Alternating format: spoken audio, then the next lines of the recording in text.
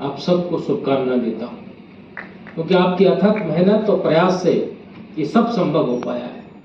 और उसी के साथ जो आपके फैकल्टी मेंबर्स हैं, जो टीचर्स हैं, जिन्होंने आपको ट्रेनिंग दी है, उनके प्रति भी आपकी कृतज्ञता सदैव रहनी चाहिए, क्योंकि उनके बिना दिव्य आशीर्वाद के ये संभव नहीं हो पाया है कि आप इस मंजिल तक प्राप्त हो सके।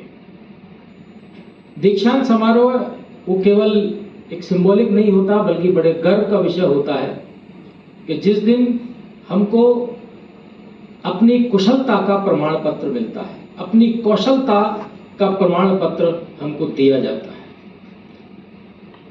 विद्यालय, महाविद्यालय और विश्वविद्यालय तय करते हैं अब आप इस उपाधि को धारण करने के लिए एक योग्य भारत के नागरिक हैं। बड़े गर्व का क्षण होता है।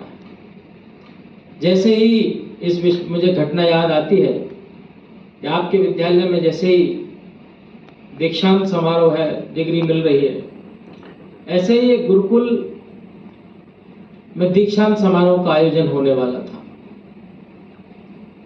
वहां के पढ़ने वाले विद्यार्थियों को उनके प्रमाण पत्र और डिग्रियां सब दे दी गई और कहा गया कि आप सफल उत्तीर्ण हुए, लेकिन अभी एक और परीक्षा बाकी है।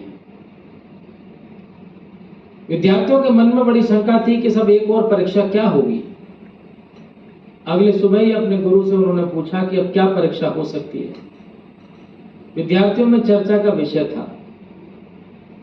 वहीं विद्यार्थी को आदेश मिला प्राचार्य महोदय की ओर से कि अब आप जो आपको प्रमाण पत्र दिए उनको लेकर आप जा सकते हैं।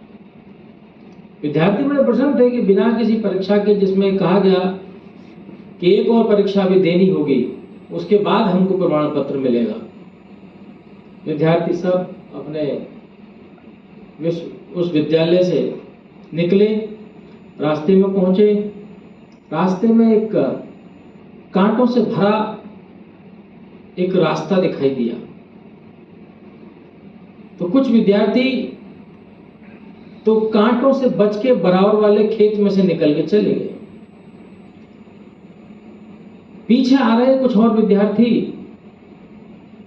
उसको बचा नहीं, बल्कि उसको कूद के उस रास्ते को पार कर लिया।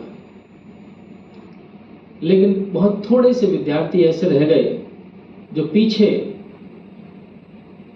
दिखाई भी नहीं दे रहे थे और उस को पार नहीं कर रहे थे, बल्कि उसके पास बैठ गए।